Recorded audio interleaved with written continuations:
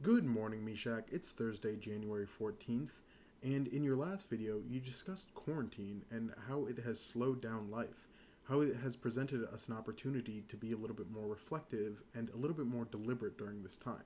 Part of that reflective process for me has been thinking about my childhood, and thinking about my childhood and also thinking about quarantine and how it has been slow has led me to think about my childhood and how my childhood felt more slow than modern life. I think it's really interesting that you and I are part of maybe the last generation to have experienced and really remember the time before all of this, before iPhones and 5G and self driving cars, before social media profiles, and before the movement towards speed became so extreme and so pervasive in our society. I don't know how exactly to describe it. Things now are just different. For example, when my phone dies now, I charge it immediately. And if I go a day without being on YouTube or Instagram or Facebook or one of those social media platforms, it's a real occasion for me. Now, constant entertainment and distraction and stimulation is not an overwhelming mess, it's an expectation.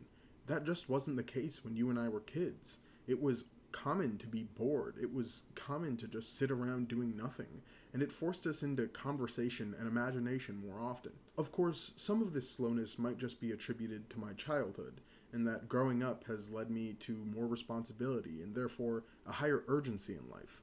But I think another part of it is an actual shift in how life is experienced.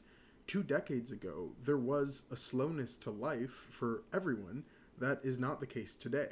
In modern times, we live on milliseconds, not hours or days, and that's a strange thing. Now, I don't think technology is fully to blame. After all, if I didn't believe online spaces could be healing, loving, deliberate spaces, I wouldn't be doing this project with you. I do think, though, that I, like a lot of people, have let my relationship with these technologies get out of hand, and I've let them accelerate my life to an uncomfortable pace. It is not uncommon for me to reminisce about yesteryear, when the pace of life was slow and when it wasn't really a concern.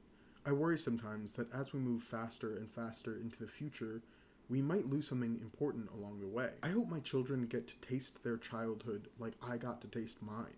I hope that they'll dream up robots that they'll never build and imagine scenarios that will never happen. It would be a real tragedy if they woke up sometime in their adulthood and realized that they didn't remember any of their childhood because they were too busy scrolling or refreshing or insisting that they needed to get to the next objective, to the next thing faster. If you are going to be online and in other spaces that usually encourage you to speed up your life, I encourage you to find spaces that force you to be a little bit more deliberate, or at least encourage you to do so.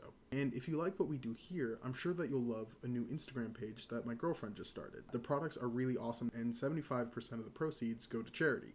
More specifically, they go to Dig Deep Water, a non-profit charitable organization that ensures that all Americans have clean running water forever. Don't forget to like, subscribe, and maybe leave a comment about what you're doing to ensure the pace of your life is what you want it to be. Mishak, I am so excited to see you in person tomorrow.